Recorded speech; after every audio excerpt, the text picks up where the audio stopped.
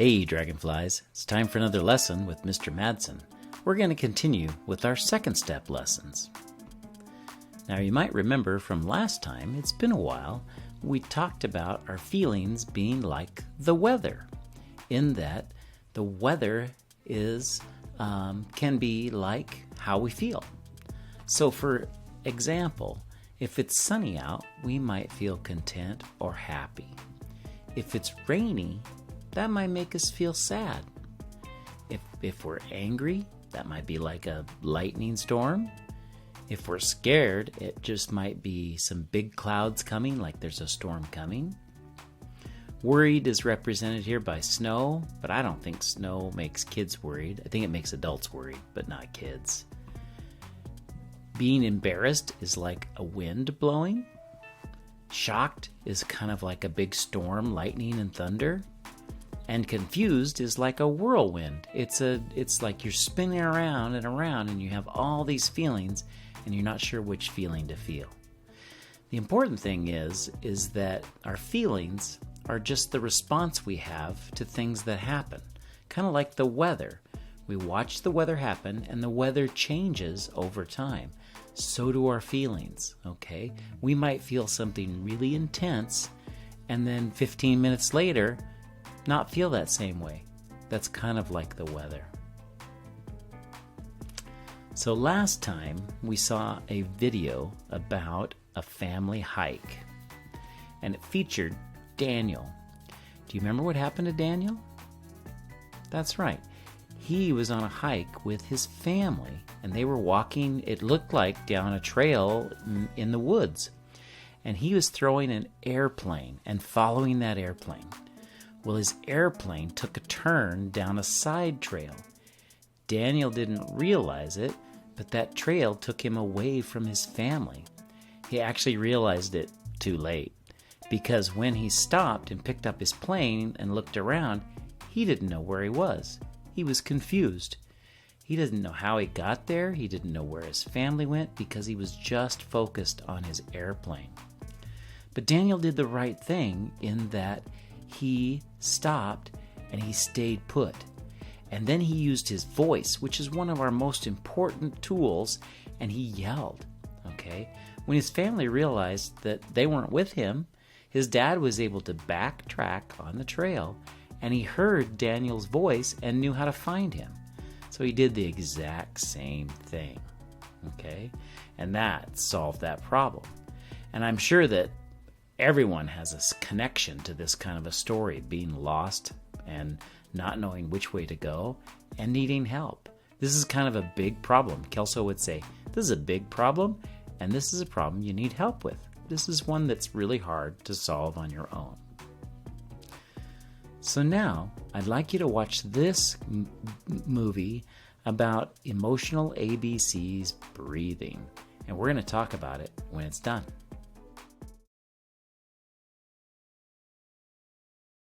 We've learned what feelings feel like, so we can recognize them when we have them.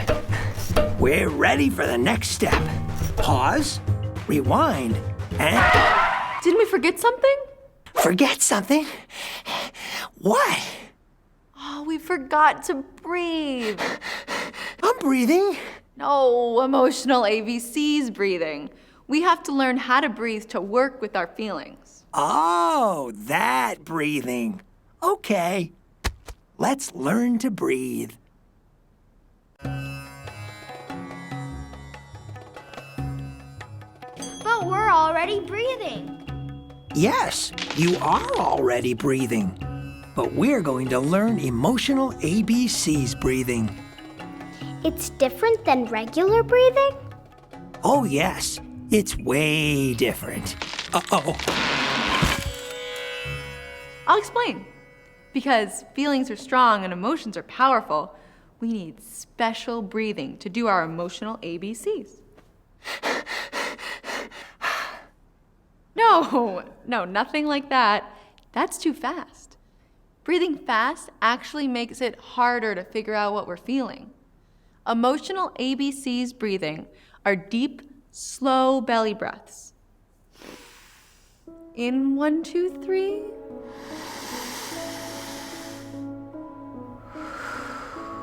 and out 1, 2, 3. In through your nose like you're smelling flowers. And out through your mouth like you're blowing out candles.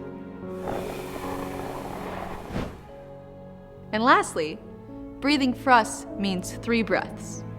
In 1, 2, 3. Out 1, 2,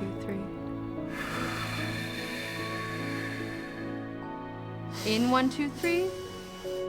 Out 1, 2, 3.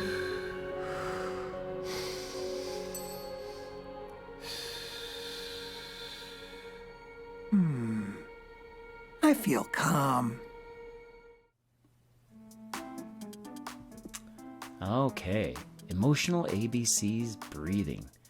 I really like this type of breathing. We've talked about breathing before, but I really like this one because it's easy. So, first, you breathe in 1, 2, 3, like you're smelling flowers. And then hold for a little bit. And then you breathe out 1, 2, 3, like you're blowing out candles. This is a great way to calm your body down, and I'm sure it's what Daniel did when he realized he was lost, and that's how he was able to stay calm and think, I need to yell, Dad, Dad, I'm lost. Okay? So, again, we breathe in 1, 2, 3 like we're smelling flowers, and then we breathe out 1, 2, 3 like we're blowing out candles. So let's talk about our brains. Now this poster might look familiar to you, especially if you were at Duncan last year, because most classrooms have this poster up. If it's not, I'm going to explain parts of it, okay? And it's really important, and it ties in to our feelings, and it ties into our breathing, okay? So first, we have this big area, the prefrontal cortex, or the PFC, and it's kind of a bluish purple. And the prefrontal cortex is really important because it helps us to solve problems, helps us to pay attention, and helps us to make good choices, okay?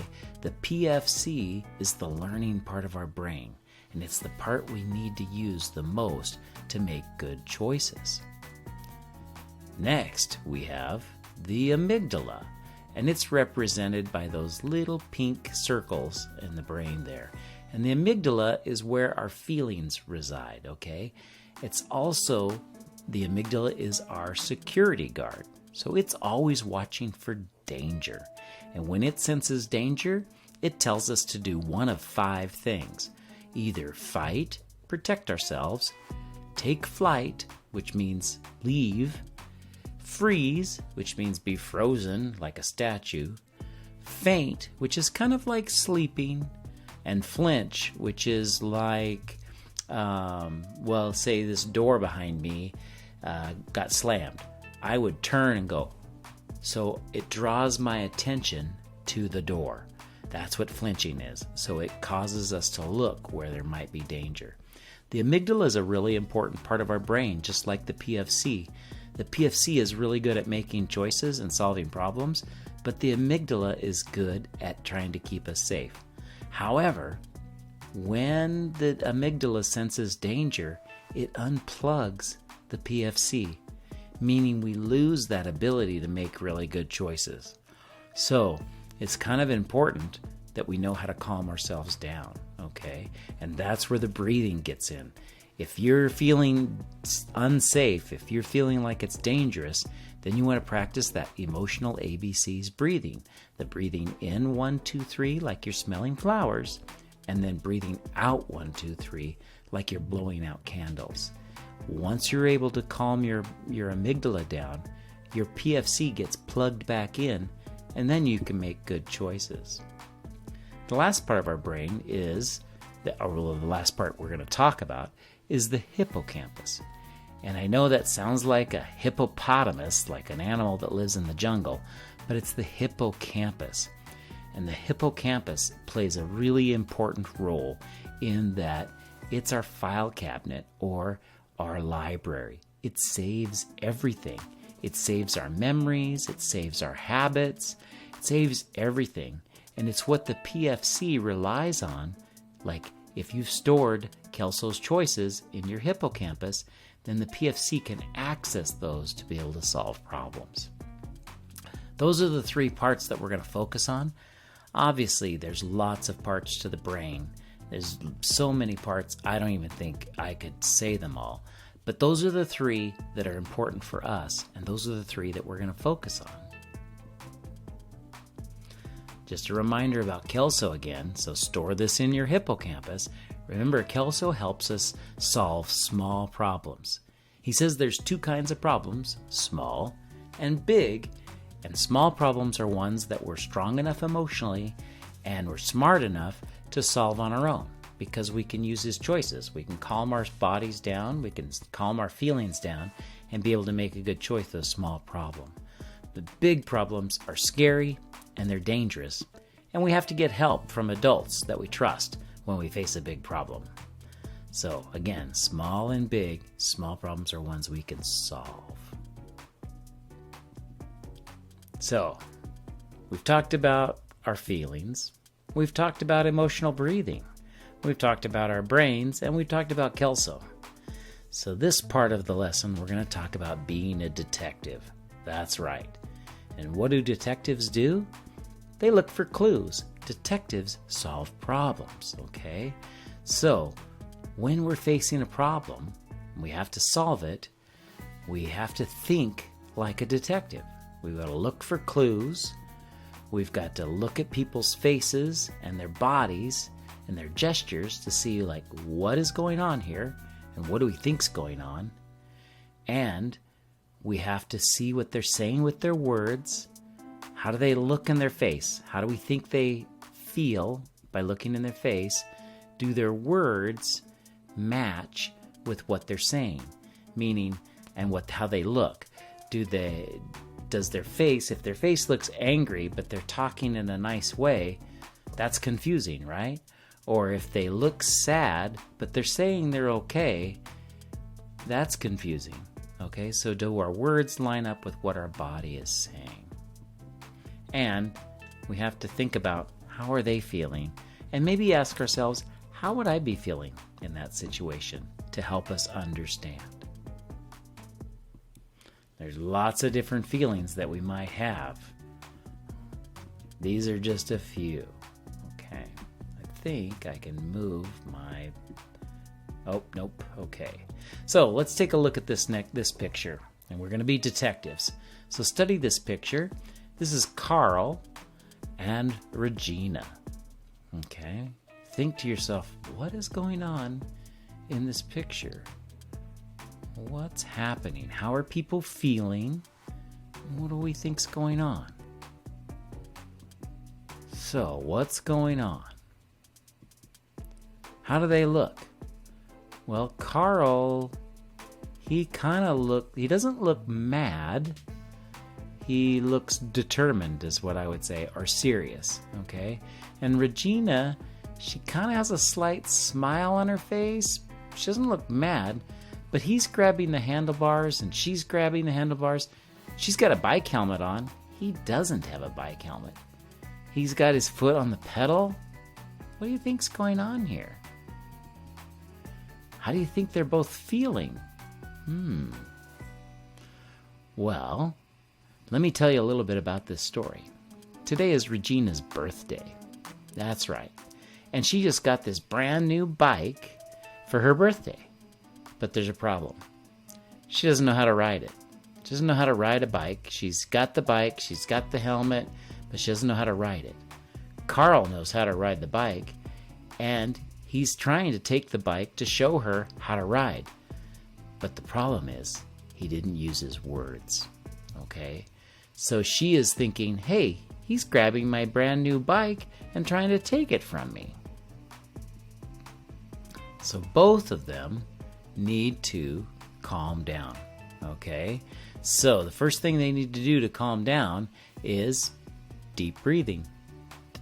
Do the emotional ABCs breathing, counting 1, 2, 3 and breathing in like they're smelling flowers, and counting 1, 2, 3 and breathing out like they're blowing out candles. Once they're both calm, then they can talk to each other. Carl needs to ask Regina, hey, I know how to ride a bike. Do you want me to show you? It's Regina's choice if she wants him to show or not, right? It's not okay for him to grab her handlebars. So, other ways to help you calm down in addition to breathing is sometimes counting backwards slowly, like from 10. 10, 9, 8, 7, 6, all the way down to 1. Sometimes that helps as you're breathing. Thinking calm thoughts is another way to calm down. And also talking to yourself saying, it's okay, I've got this. I've got this under control. Once they were able to calm down, Regina and Carl were able to talk about what to do and how to solve this problem. Take a look at this picture. Okay, this is Mark and Andre. Mark's the one that you can't see his name, but he's got his hand on the tetherball pole. Mark and Andre were the first ones out to recess, and they started playing with the brand new tetherball game.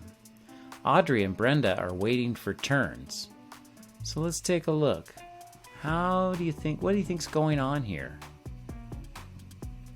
How does each person look? What does their face look like? How do you think they're feeling? So let's see. Mark and Andre look like they're happy, right? They're playing the game. That makes sense. They would be happy. Audrey and Brenda, though, they don't look so happy. Look at Audrey's arms. She's got them crossed.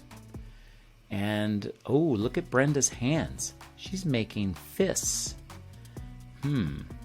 If you remember recess at Duncan, recess is only about 15 minutes long if it's the morning recess, and then the lunch recess is only about 5 minutes more. It's only 20 minutes. I don't know which recess this is, but recess isn't a long, long time, okay? I think Audrey and Brenda want to use the tetherball. What do you think? Yeah, they want to use it. And Mark and Andre have kind of been on it the whole recess time. It's a brand new tetherball. Is it okay for Mark and Andre to hog the brand new tetherball? Good question. So, first though, because Audrey and Brenda are angry, they're going to need to calm down. So remember how we calm down. Emotional ABCs: breathing, counting slowly backward from 10, thinking calm thoughts, talking to ourselves. So once Audrey and Brenda are able to calm down, then they can access Kelso and say, is this a small problem or a big problem? What do you guys think? Is it scary? Is it dangerous? Nope. This is a small problem, okay? Audrey and Brenda have a choice. They can either talk it out with Mark and Andre and ask them, hey, can we have the tetherball? Or how much longer are you guys going to be? They could remind Mark and Andre that they need to share and take turns. Maybe there's a game that all four of them could play with the tetherball. Or Audrey and Brenda need to maybe choose to go to another game and try to get to the tetherball next recess. Lots of choices. And any one of them could be the right answer, okay? But we can't make those choices unless we're calm. So, again, remember this lesson is all about breathing and how breathing helps us to calm down. Another picture you could have is when you smell the flowers, picture this dandelion, and when you breathe out, like you're blowing out candles, you blow the dandelion and the seeds float away. And as the seeds float away, you can imagine so is your anger getting smaller and smaller. Again, calming yourself down so that your amygdala isn't in charge and your PFC is, and you can make a good choice. Now I want you to go do this Flipgrid activity that's attached to this lesson, and I hope you have a great day.